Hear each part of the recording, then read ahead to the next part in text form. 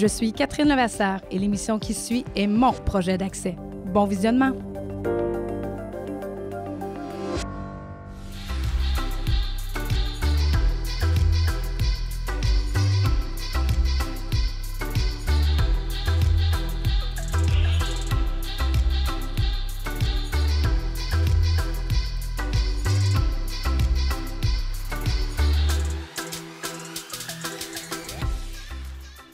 Bonjour, bienvenue au cœur de l'action, l'émission qui vous fait découvrir la passion, le dévouement de gens d'ici qui s'impliquent sans compter leur temps auprès d'organismes de la région. Aujourd'hui, on reçoit Mme Denise Rouillard, bénévole à la Maison Aube-Lumière. Bonjour, Mme Rouillard. Bonjour. Merci d'avoir accepté notre invitation au cœur de l'action. Ça fait plaisir.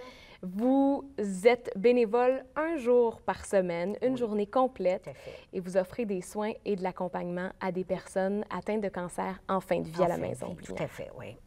Qu'est-ce que vous faites exactement lors de cette journée-là? En fait, cette journée-là, dans le fond, il y a une routine quand même qui est établie. C'est bien sûr que le matin, on débute à 8 heures le matin. Alors, c'est les petits déjeuners, ce sont les toilettes, les bains. Et s'inscrit par la suite, dans le fond, l'ordre du jour, là, qui est dans le fond, les dîners. On va vers les collations. On est là aussi pour répondre. On a des téléphones. Et les personnes qui sont à Aube-Lumière peuvent sonner. Alors, on va répondre. Les gens disent on va répondre aux cloches. Alors, on est là, dans le fond, pour aussi accompagner les infirmières préposées dans les soins, des soins vraiment directs avec la personne. Oui. Oui. Donc, il faut vraiment être à l'écoute des gens et surtout... Tout à fait. Oui, c'est Tout ce que à fait. Il faut respecter le rythme. On est porté, dans le fond, quand on arrive à Aube-Lumière, de garder le même rythme que si on était à la maison. Alors, il faut quand même, je dirais, c'est un milieu qui est feutré et il faut ralentir le rythme parce que la vie des gens qui sont en soins de fin de vie, la vie est un peu au ralenti parce qu'il y a eu des pertes cognitives, il y a des pertes physiques et les gens, dans le fond, vont vivre le moment présent. Alors, cette étape-là ramène, dans le fond, à ce qu'on peut appeler le précieux présent. C'est beau ce que vous dites, puis vous l'avez bien illustré. Il faut ralentir le rythme, justement, pour en profiter. Tout à fait. Et vous parlez de la Maison Aube-Lumière. C'est un endroit que beaucoup de gens n'ont pas visité en Estrie et dont beaucoup de gens ont une image qui est peut-être pas la bonne. Oui. Et je dirais que même moi, quand j'ai décidé dans le fond, de m'inscrire pour devenir bénévole, au point de départ, je n'avais jamais visité Aube-Lumière, ni de près ni de loin. Quand je suis entrée dans ce milieu-là, je trouvais qu'il y avait un calme et une sérénité. C'est sûr que les gens, dans le fond, ce sont des grands corridors. Les gens ont une chambre individuellement qui, dans le fond, qui peuvent meubler, qui peuvent décorer comme ils veulent. Les familles sont derrière les portes et chaque chambre a son histoire, mais nous, on se doit quand même de s'inscrire dans cette quiétude-là. Autant pour le marché, parler, donner les soins, il faut que ce soit fait avec douceur, avec, je dirais, en respectant aussi parfois la souffrance des gens. Donc ça, c'est important de savoir qu'on ralentit le rythme. Oui. Puis vous utilisez les mots sérénité, douceur, quiétude. Oui, oui. Ce sont tous des mots positifs, il faut le dire. Fait. C'est pas de la tristesse. Tout à fait. Dans le fond, la mission de Aube-Lumière, c'est de procurer des soins de confort, des soins de bien-être le plus possible, je dirais dans toutes les sphères de vie des gens, que ce soit sur le plan physique, que ce soit sur le plan psychosocial, que ce soit sur le plan spirituel.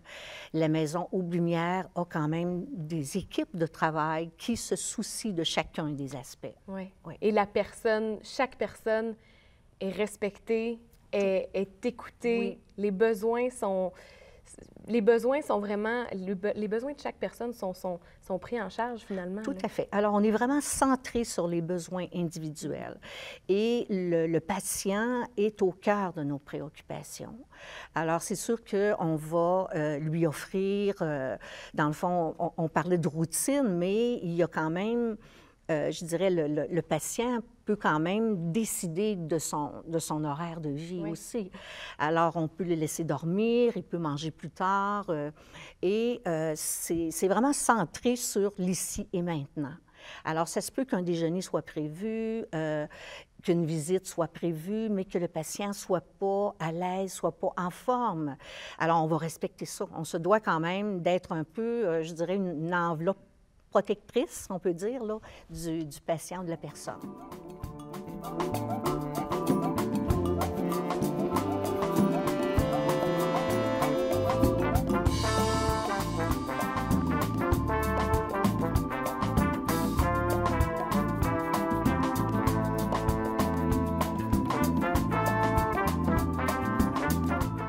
La Maison Aube-Lumière, où vous êtes bénévole, Madame Brouillard, vous me l'avez dit, vous y aviez jamais mis les pieds avant, vous ne la connaissiez pas tant que ça.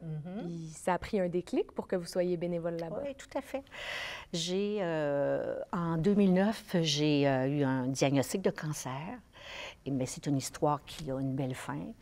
Et je pense qu'il y a eu une réflexion, je dirais, insidieuse qui s'est produite. Dans le sens où, quand on a un diagnostic de cet ordre-là, je pense qu'on fait tous les scénarios, incluant celui de la mort. Et ayant touché à dans le fond, à cet aspect-là, à cette réalité-là qui est dans notre vie, à chacun, j'avais toujours dit, moi, je ne ferai pas de bénévolat à la retraite. Parce que j'ai travaillé quand même, j'étais travailleuse sociale en centre jeunesse avec les enfants, particulièrement les 0-5 ans.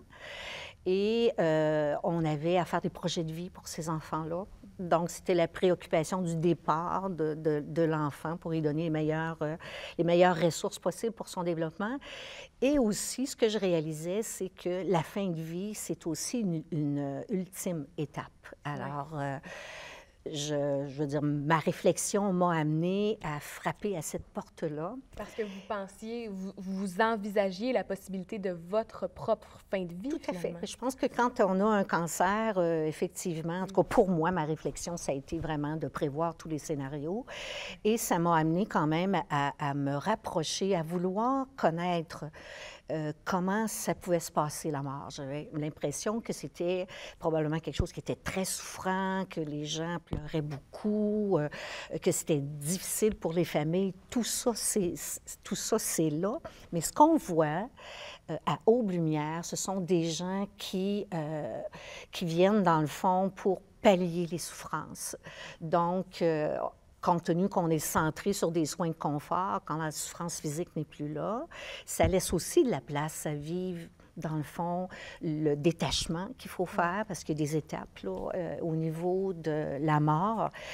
Et en fait, pour moi, ce que ça m'apporte, c'est que ça devient plus réel et je grandis à travers, parce que ce sont des gens qui sont vivants encore. J'ai vu des personnes, entre autres, je pense à quelqu'un qui, lui, est resté quand même plus longtemps que 3 mois. Et il a décoré sa chambre quand c'était le jour de l'Halloween. Il a fait un arbre de Noël qui était magnifique. Alors moi, je me suis dit, la vie continue. La vie continuait, puis on pouvait accompagner cet homme-là qui, lui, encore là, est inscrit dans la vie, là. Oui. Et c'est un peu peut-être ce paradoxe-là qu'on peut vivre, mais je dirais que d'être là pour donner les soins, prendre le temps de jaser avec les gens, avec les familles, offrir la couverture chaude, tenir la main, donner à manger. Ce sont des moments là, qui sont... c'est un peu comme donner au suivant, là, oui. De dire, écoute, comment moi je pourrais prendre soin? C'est du prendre soin, dans le fond, de l'accompagnement. Puis, vous l'avez dit, vous l'avez fait avec de jeunes enfants qui commençaient leur vie. Tout maintenant, vous le faites avec des gens qui la terminent de belle façon. Oui. Donc, pour vous, le contact humain, c'est primordial. Tout à fait.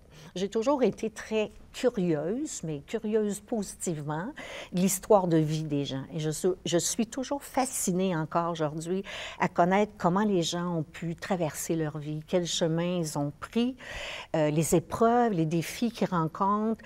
Et il y a des gens qui arrivent à Aublemière qui sont très sereins, qui acceptent dans le fond cette fin-là et qui vont vivre au moment présent, qui vont continuer, je dirais, de rencontrer leur famille, de faire les messages qu'il faut faire, de préparer même leur cérémonie, la musique, les écrits. Je veux dire, c'est...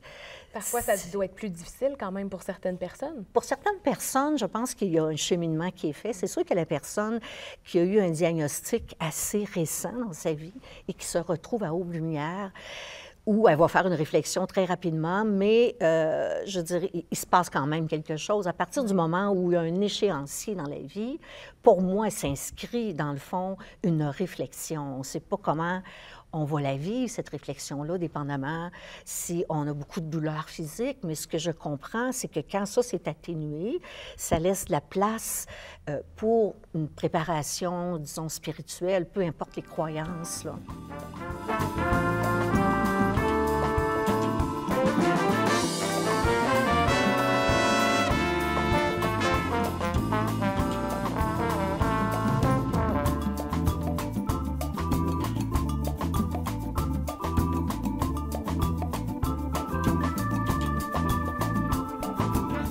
À la maison Aublemière, Madame Denise Rouillard, ce que vous faites en accompagnant les gens, en leur offrant des soins, de l'attention aussi, c'est créer des liens, il faut le dire, avec ces personnes-là. Tout à fait. Plus les gens vont rester longtemps, c'est sûr qu'on crée des liens. Une fois par semaine, on ne sait jamais si on va revoir la personne la semaine suivante. On a quand même toujours un pronostic réservé, comment évolue la maladie. Et ça, c'est quelque chose que moi, j'ai découvert aussi, à savoir qu'il y avait des gens, des personnes, des malades qui étaient là le lundi, et puis tout à coup, le lundi suivant, il était décédé. Fait que ça a été le premier, je dirais, le premier apprentissage que j'ai fait, à savoir que c'est très, très court. Ça peut être très, très court aussi comme scénario, là.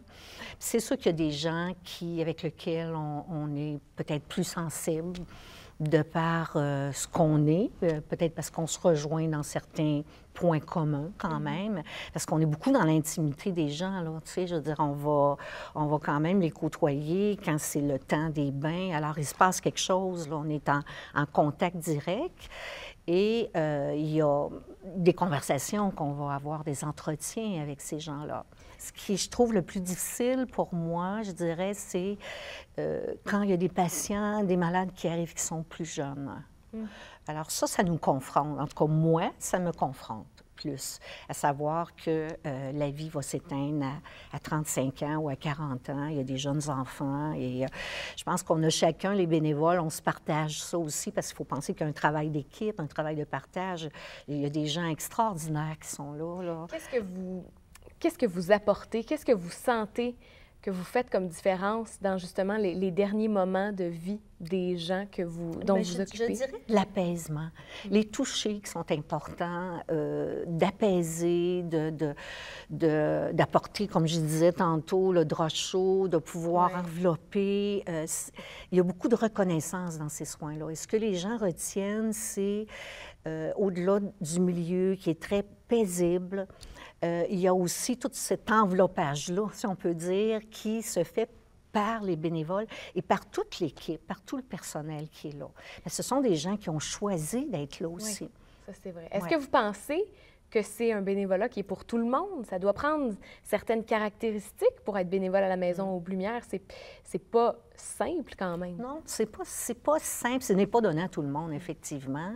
Même mon entourage se questionne à savoir pourquoi je fais du bénévolat, là. Mais j'ai des belles histoires, dans le fond, confidentielles à leur raconter. Mais je pense que comme personne, il faut il faut s'attendre à côtoyer la maladie. Il faut s'attendre à côtoyer la perte d'autonomie. Il faut être à l'aise aussi avec des personnes qui sont plus souffrantes ou qui sont moins capables de se prendre soin, de prendre soin d'eux, et aussi de savoir que la mort est là, parce qu'on va faire aussi des toilettes mortuaires. Donc, on est vraiment dans tout le processus de la fin de vie là, de ces gens-là. Donc, évidemment, votre propre expérience avec le cancer vous a probablement aidé à mieux comprendre cette réalité-là. Oui, oui. Parce qu'il y a une réflexion très profonde qui se fait, à moins d'être dans le déni, mais ça se peut que les gens vivent du déni aussi, peuvent vivre du déni même en étant arrivés aux soins palliatifs. Je pense que ça peut se faire. Je ne parle pas nécessairement juste de Aube-Lumière, mais quand ce rappel-là de notre finalité, on la prend au sérieux, à ce moment-là, c'est ça qui se fait, il se fait une réflexion. Puis c'est pas donné à tout le monde, effectivement, je crois pas. Et vous, si on vous demande à vous, quelle est la plus belle chose, la plus grande chose que vous en retirez du temps que vous passez à la Maison Aube-Lumière, qu'est-ce que ce serait? Bien, premièrement, je suis contente d'être là.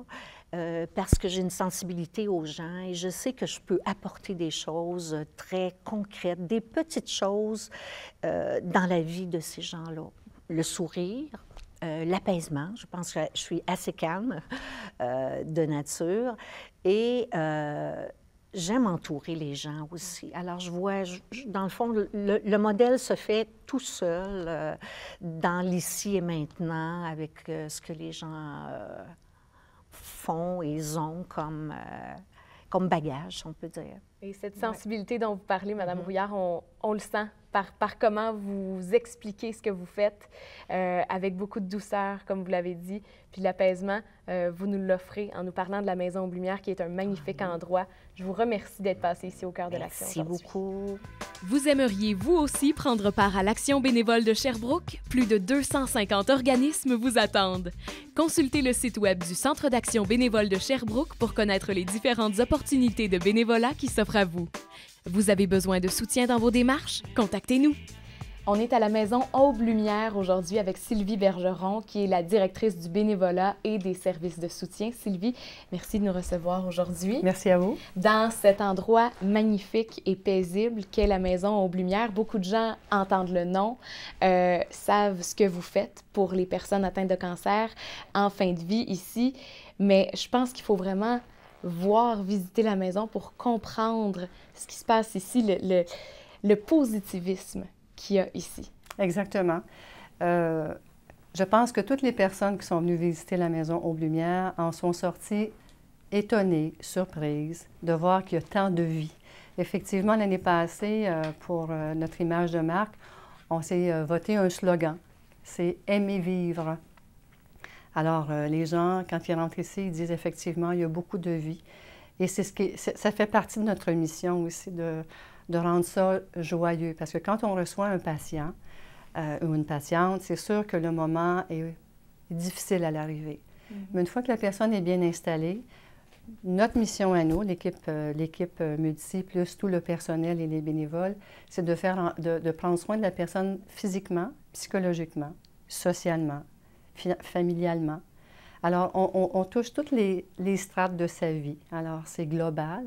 Et quand on arrive à stabiliser la médication, bien, il y a un regain de vie. Oui. Alors, il y a de la vie, on les entend éclater de rire. Alors, tu sais, c'est ça qui est merveilleux ici. C'est là que ça devient joyeux. En fait, c'est de célébrer la vie qui se termine de belle façon ici. Tout à fait. C'est très bien dit. C'est exactement ça. Et pour ces personnes-là, qu'est-ce que ça signifie que de venir passer du temps ici? Qu'est-ce que ça change dans, justement, la fin de cette vie? OK. Pour les patients, tu veux dire? OK. Oui. Bien, premièrement, c'est qu'ils sont pris en charge. Ils sont pris de façon respectueuse. Parce que nous, c'est le respect jusqu'au bout des doigts. C'est la dignité. On respecte le patient parce que c'est sa dernière maison. Alors, si le patient veut avoir la photo de son épouse à côté, on va l'installer. Si le patient veut dormir dans un lit avec des draps roses, ou la patiente plutôt avec des draps roses, c'est ce qu'on va faire. Mais ici, je dirais même que parfois, l'animal de compagnie va venir faire passer quelques heures avec la personne.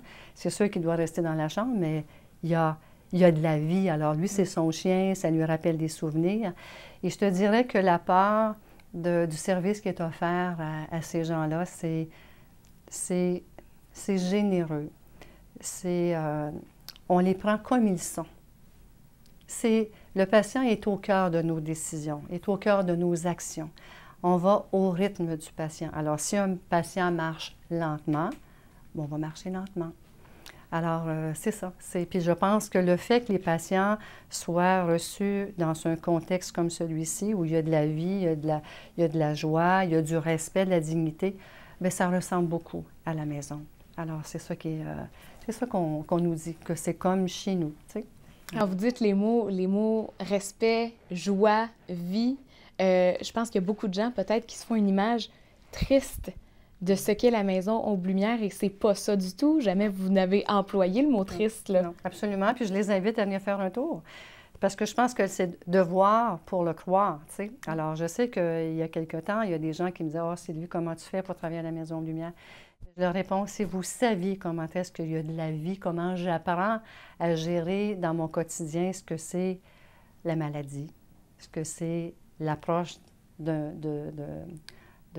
la fin, finalement, là, tu sais. Alors non, ici, c'est comme Félix Leclerc disait, la mort, c'est grand, il y a plein de vie dedans, mais c'est ça. Wow. C'est ça que j'aime me rappeler quand j'entre ici à la Maison Aube-Lumière tous les matins. Et vous avez des centaines de bénévoles? Je te dirais qu'actuellement, la semaine dernière, j'ai fait la compilation, on était 453 bénévoles. Alors, 453, disons la moitié pour le fonctionnement, alors pour prendre soin des gens qu'il y a ici. Mais ça prend des bénévoles à l'accueil pour vous recevoir, ça prend des bénévoles pour être auprès des patients, à la buanderie, à la cuisine et sur l'entretien. Puis, on a aussi la moitié de bénévoles qui s'occupent des activités de financement. C'est sûr que on travaille conjointement ensemble. Sans les bénévoles du financement, on ne pourrait pas prodiguer d'aussi bons soins et tout, parce qu'on reçoit tous les patients ici gratuitement. Oui, il faut le mentionner. C'est ça. Alors, l'apport des bénévoles, j'aime bien le dire, sans bénévoles, la Maison Aube-Lumière ne pourrait pas exister. Wow. Alors, puis j'aime beaucoup le mot bénévoler. J'en parlais tantôt. Bénévoler.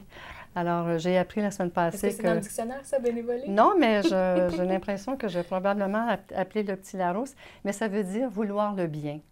Bénévoler. Alors, vouloir le bien. Ça, c'est quelque chose que j'aime bien, ce terme-là. Et c'est vrai qu'en fait, c'est la qualité première d'un bénévole, c'est de vouloir faire du bien à quelqu'un. Les gens qui viennent ici, justement, pour aider, qui sont-ils? Qu'est-ce que ça prend comme qualité ou comme caractéristique pour être dans cet environnement, pour être bénévole à la Maison Aube-Lumière? Bien, ce que ça prend finalement, c'est que la mission les rejoigne. C'est la mission de vouloir aider des personnes qui sont en fin de vie. Je pense que c'est ça d'emblée. Et ce qu'on entend souvent quand je reçois des bénévoles en entrevue, ils me disent « Sylvie, j'ai reçu beaucoup de la vie. Je veux être disponible pour en redonner. » Mais quand les gens viennent donner de leur temps, la majorité repartent nourris parce qu'ils me disent « Moi, Sylvie, je viens donner, mais je reçois tout autant. » Alors, ça ne prend pas des cours en médecine, ça ne prend pas des cours en soins infirmiers pour venir à la Maison Aube-Lumière. Ça prend juste une ouverture, un cœur, puis d'être capable de... Parce que c'est sûr que dépendamment du secteur des soins et accompagnement, c'est d'aimer la proximité avec les gens. Tu sais, quand toute ta vie, tu as été autonome, et que finalement, tu arrives vers la fin de ta vie, puis tu dois être